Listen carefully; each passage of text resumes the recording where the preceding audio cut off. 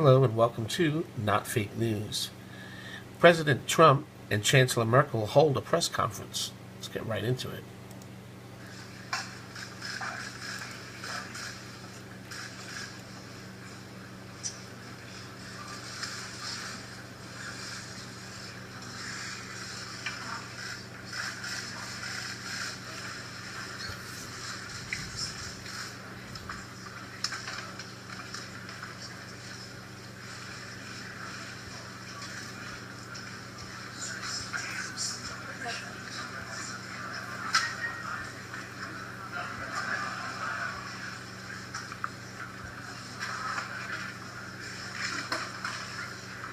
It's happening right now, folks. Are you having a good St. Patrick's Day? Hope so. Don't drink too much. Don't drive. Ladies and gentlemen, the President of the United States and the Chancellor of the Federal Republic of Germany. Yeah, President Trump.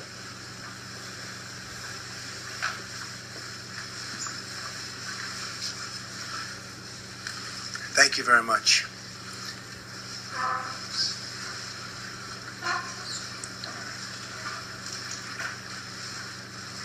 Chancellor Merkel, it is a great honor to welcome you to the People's House, the White House. Our two nations share much in common, including our desire for security, prosperity, and peace.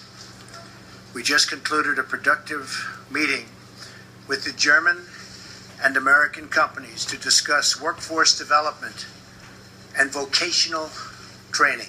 Very important words.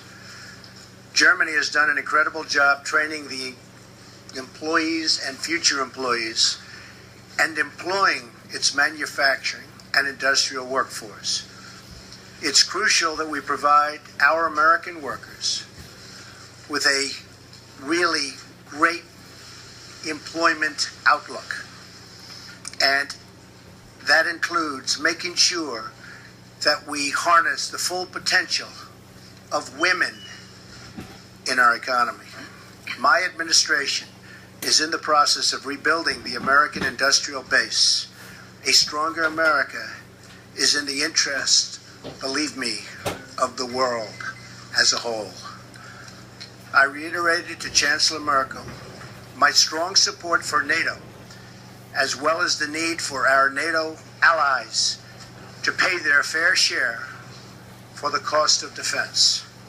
Many nations owe vast sums of money from past years, and it is very unfair to the United States.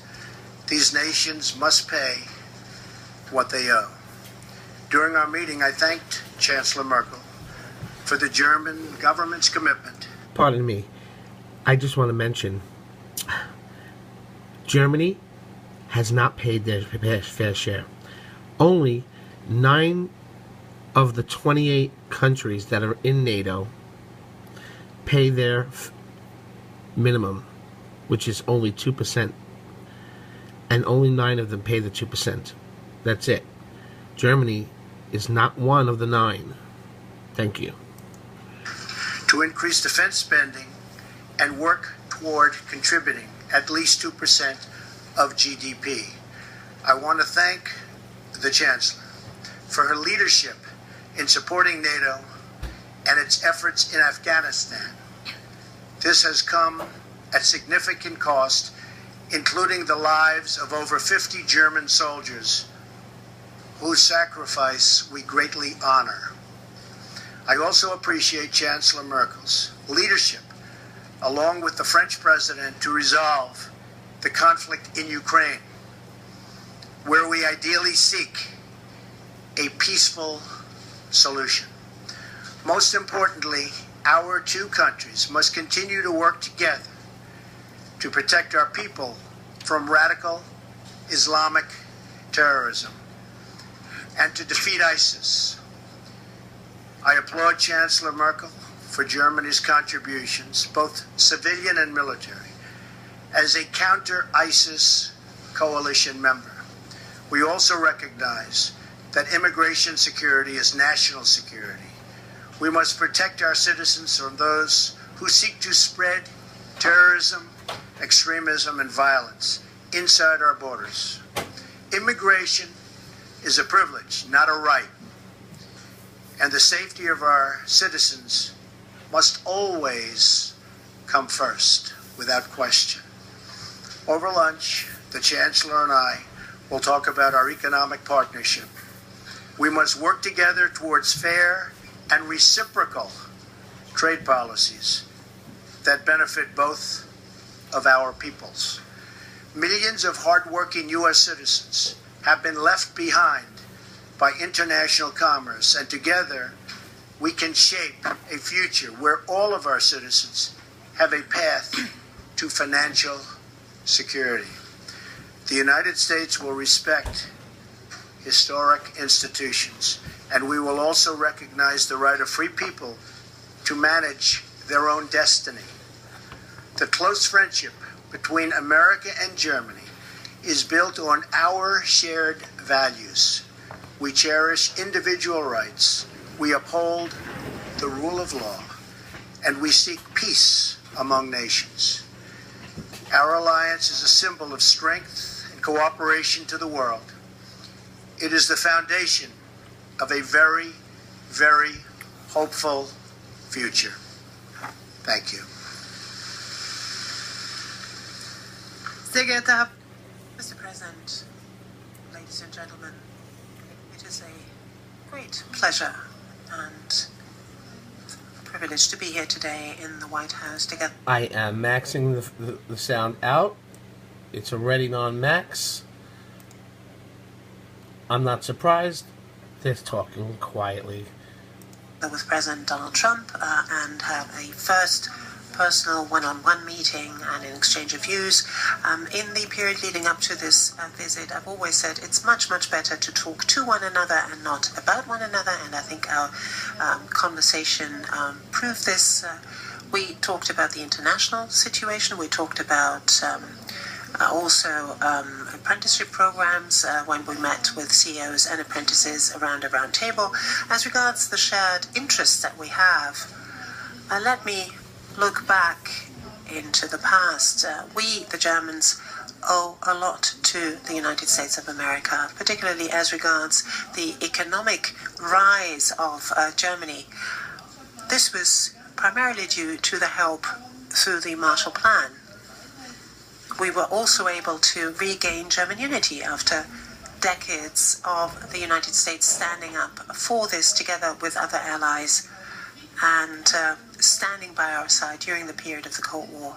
And we are very gratified to know that today we can live in peace and freedom as a unified country due to that. So I was gratified to know that the President underlined how important he thinks NATO is. NATO is of prime importance for us, and it was not without very good reason that we said during our summit meeting in Wales that also Germany needs to increase its expenditure. We committed to this 2% goal until 2024. Last year we increased our defense spending by 8%, and we're going to work together again and again on this. And we said that obviously defense and security has a lot of different assets and facets to it. On the one hand, it's supporting missions in Africa, for example. It's also promoting development assistance, but it's also helping missions in Africa, for example, in trying to stand up for their own safety and security. We continue to be in conversation. What was important for us today was that we were able to talk about Afghanistan, talk about what, as the President quite rightly said, the continuing mission of Germany in Afghanistan. I am very glad that the United States are intending to continue to commit to the Afghan mission as well. Together we fight against Islamist terrorism. Germany is going to step up its work and is going to continue its work in Afghanistan and also in Syria. We're going to monitor the situation there very closely. We're going to work on political solutions in Syria, but also in Libya, what we talked about. I am very gratified to know that the American administration and also the President personally commit himself to the Minsk process, we need to come to a solution of this problem. There has to be a safe and secure solution for Ukraine, but the relationship with Russia has to be improved as well. Once the situation there on the ground is clarified, Minsk is a good basis, but unfortunately we haven't made yet the headway that we want to, but we are going to work together with our experts in the next few months to come on this issue. I am also here in my capacity as G20 president. You know that we will be hosting the G20 the G20 summit, this year, and I'm very pleased that the president has committed to attending this summit. We're going to talk at some length over lunch about the issues. We say trade has to be rendered fairer. There has to be a win-win situation. We can talk about the details of that. We've already seen today when we had an exchange with our CEOs and also with our apprentices what sort of potential we can tap, what sort of potential our two economies have. It's very moving to see, particularly meeting with these young people, what sort of work towards the future is being done by our companies there. So particularly in this period where we're transiting from traditional manufacturing to Industry 4.0, capacity building, skills are so important, incidentally, not only for young people, but also for those who maybe have lost their jobs and need to be reskilled in order to find a job again. And that is an issue I know is very important for you here in the United States, but it's also important for us in Germany. So I can say there are a number of issues where we will continue to cooperate very closely on the level of our experts, but also on our level. We had a very good first exchange of views, so I'm very much looking forward to the talks we will have over lunch. Thank you. Thank you very much. We'll do a couple of questions. Mark Halpern. Thank you. A lot of Americans now have anxiety, like 8 years ago, as the government here states what to do about health care. So I wonder if you can tell people what your bottom lines are, what's not in the issue. We talked in the past about saying no one should deny health insurance if they can't afford it. We talked about the gentleman needs to use a microphone. Yeah, really. Part of your bottom line is veto any legislation violated it. Madam Chancellor, I'd ask you. Okay. President Trump's got a different style than his most recent past U.S. presidents. I'm wondering what you think of that style. If you think it's good for the world, or if you've got any reservations. Thanks, folks. Thank you, Mark. We just have a really wonderful group of people meeting later. We met with 12 pretty much no's in Congress. You saw that a little while ago, and they went from all no's to all yeses. And we have a lot of yeses coming in. It's all coming together. We're going to have great health care. It's going to be passed, I believe, I think, substantially, pretty quickly. It's coming together beautifully. You have the conservative groups, you have other groups, everybody wants certain things. In the end, we're going to have a great health care plan. Now, I have to tell you that Obamacare is a disaster. It's failing. I was in Tennessee. We had a tremendous crowd the other night, and they have half of the state is uncovered. The insurance companies have left, and the other half has one insurance company, and that'll probably be bailing out pretty soon also. They have nobody. You have many states where they have one, and you have a lot of places now where they'll have none. Obamacare will fail. It will fold. It will close up very, very soon if something isn't done. I've often said politically the best thing I can do is absolutely nothing. Wait 1 year, and then even the Democrats will come say, please, please, you got to help us. But it's not the right thing to do for the people. We have a great plan. We have a plan that's getting more and more popular with the Republican base, with the conservative base, and with people generally. The press has covered it very inaccurately. People are truly covered well, and I think it's going to be something that's going to be a model to be looked upon. I'll tell you after we're finished.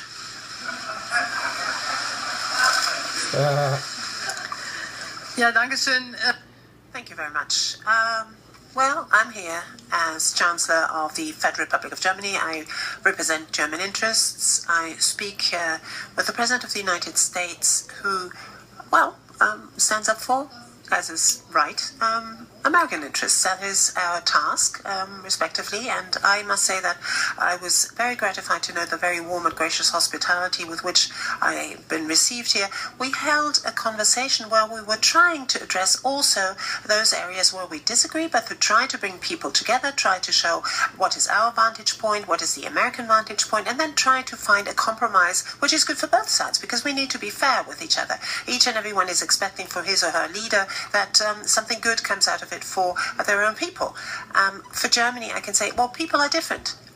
People have different abilities, have different characteristics, traits of character, have different origins, have found their way into politics along different pathways, well, that is diversity, which is good. Sometimes it's difficult to find compromises, but that's what we've been elected for.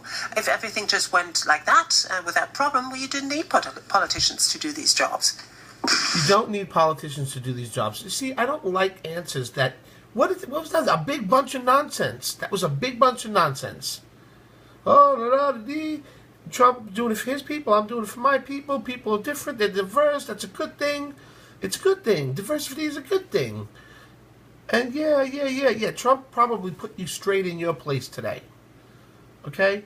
But let me not even say that. That's not my point. My point is, you talk a lot of mumble jumble that makes no sense. When Trump speaks, I understand exactly what he's saying immediately. When you're speaking, I'm sitting there saying, what is she trying to say? And then in this case, it ends up to be a big pile of nothing. But even if you were talking about something important, you would twist it up and do what you're doing right now with these political verbiage. Frau Dunz. Ms. Dunz, please. Christina Dunz from the German press agency. Madam Chancellor, given the experience of the GDR, you are always saying that you are so confident that walls can fall also. For how dangerous do you think this isolationist policy of the US president is, what with the import tariffs that he plans, and also with the fact that he doesn't think the EU doesn't deal with the EU in a very respectful way? And Mr. President, America first, don't you think that this is going to weaken also the European Union? And why are you so scared of diversity in the news and in the media, that you speak so often of fake news, and that things, after all, in the end cannot be... Did this woman not ask him 7 questions? Proven, for example, the fact that you have been wiretapped by Mr. Obama. Nice, friendly reporter. Yeah. First of all, I don't believe in an isolation. 70-year-old man. Quick. Quicker than me. Policy. But I also believe a policy of trade should be a fair policy. And the United States has been treated very, very unfairly by many countries over the years, and that's going to stop.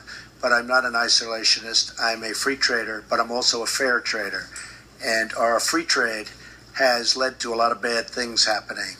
You look at the deficits that we have, and you look at all of the accumulation of debt. We're a very powerful country. We're a very strong country. We'll soon be at a level that we perhaps have never been before. Our military is going to be strengthened. It's been depleted. But I am a trader. I am a fair trader. I am a trader that wants to see good for everybody worldwide. But I am not an isolationist by any stretch of the imagination. So I don't know what newspaper you're reading, but I guess that would be another example of, as you say, fake news. Ouch. Also ich möchte es einfach mal so... Well, allow me, if I may, to put it in the following terms. We haven't yet had time to talk at a great length about economic issues, but I would say that the success of Germany in the economic area, but also on security and peace, that the success of Germans have always been one where the German success is one side of the coin, and the other side of the coin has been European unity and European integration. That's something of which I'm deeply convinced, and I'm not only saying this back home, I'm saying this here, I'm saying it in the United States, and also here in Washington in my talks with the President. Secondly, I believe that globalization ought to be shaped in an open-minded way, but also in a very fair way. Freedom of movement within the European Union, for example, is a very important element of our economic progress, of peace, has been for many, many decades. The European countries for many, many centuries waged wars against each other. We have to protect our external borders because, and there we have to work on the basis of mutual interest with our neighbors. Migration, immigration, integration has to be worked on. Obviously, traffickers have to be stopped, but this has to be done while looking at the refugees as well, giving them opportunities to shape their own lives where they are, help countries who right now are not in an ability to do so, sometimes because they have civil war. I think that's the right way of going about it, and this is obviously what we have an exchange of views about. But my position is the one that I've just set out for you. I might add that we have many plants and factories coming back into the United States. Many jobs are coming back to Michigan, to Ohio, to Pennsylvania, to a lot of places where they were losing jobs. And we will have a different policy, but it's going to be a great policy for not only the United States, but a great policy worldwide. And I look very much forward to it. Kevin Cerulli.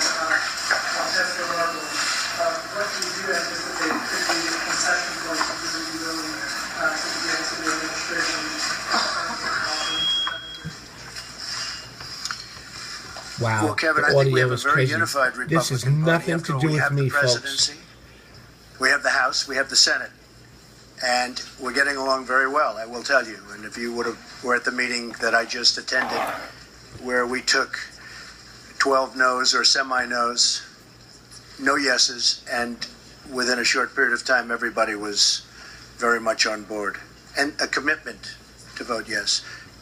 I think we have a very unified party. I think actually more unified than even the election. You see, when they talk about me, I seem to be very popular, at least this week, within the party, because we have our highest numbers, the highest numbers that I've ever had in the party.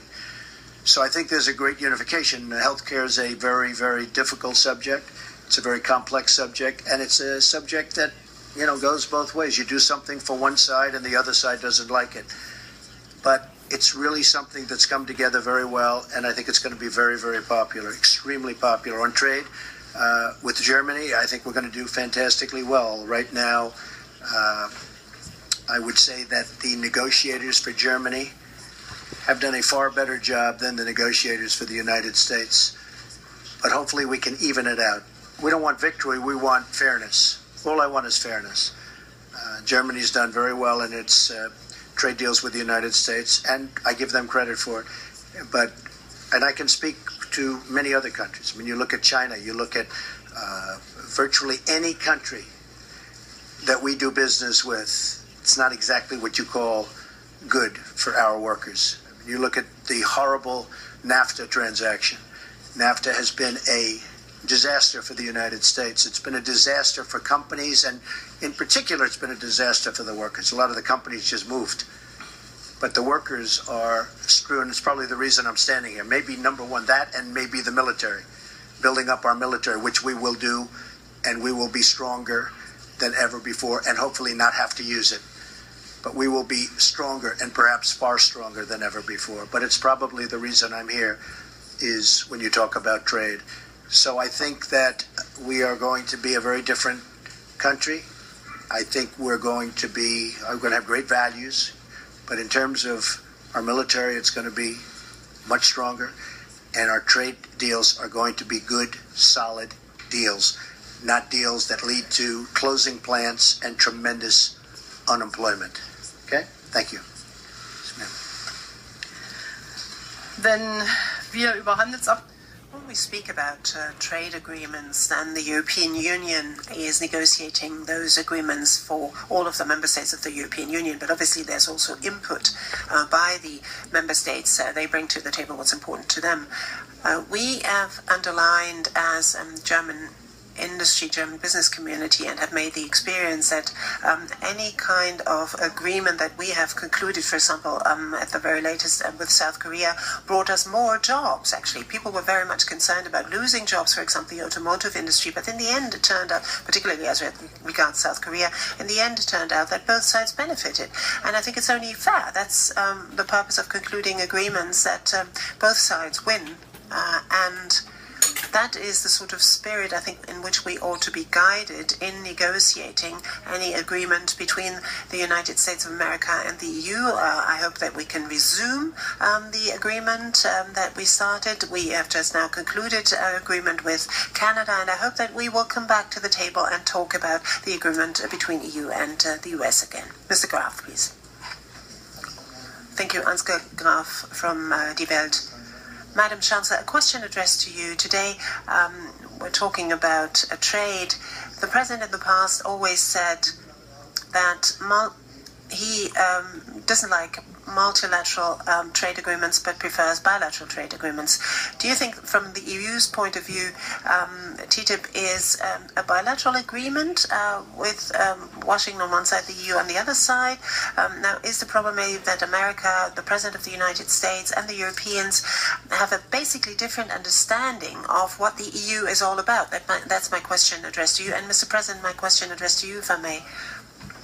Rejected White House claims that the alleged wiretapping on you, on the Trump Tower, on Trump Organization, or on members of your campaign was that British intelligence was either responsible for it or involved in it. After these claims are rejected, what is your take on that? Are there other suspects, or do you think it was a mistake to blame British intelligence for this? And by the way, my second question, are there from time to time tweets that you regret in hindsight? Very seldom. Very seldom. Very and seldom. You would have, so you never would have wished not to have... Probably wouldn't be here right now, but so very seldom. We have a tremendous group of people that listen, and I can get around the media when the media doesn't tell the truth, so I like that. As far as wiretapping, I guess, by this past administration, at least we have something in common, perhaps.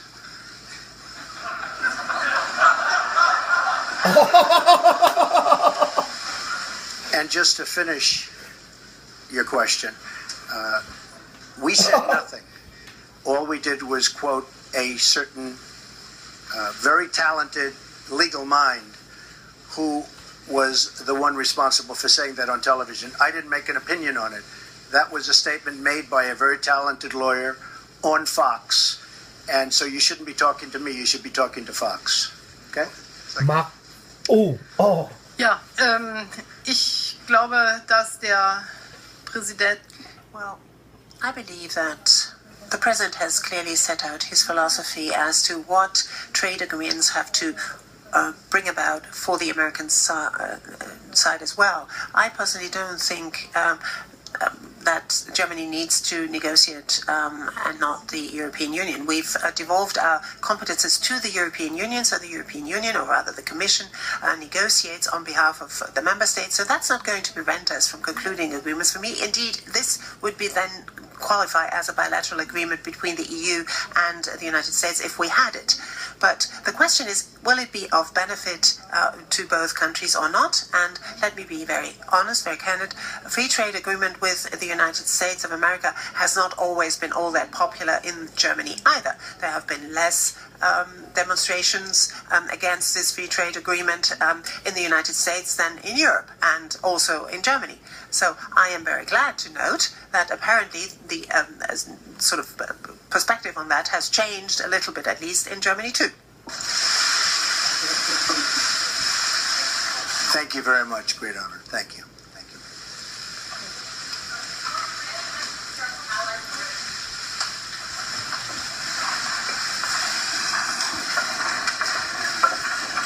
you. That was great. That was great. That was great. Loved it. I loved that. All right. So glad you could watch. Thank you. And please share this. Get the word out. It's important that you do that. That's how you help fight alongside us, you know? We are the resistance. Anyway, subscribe to our channel if you haven't already subscribed. And if you like videos coming in, the breaking videos as they come in, hit the bell. Then we'll send them to you so you know what's going on before your friends and family. And that's kind of fun. And if you like what we're doing here at Not Fake News, please like the video. Give us a thumbs up. It's important and it means a lot to me. Thank you. I'll see you next time at your real news source, Not Fake News.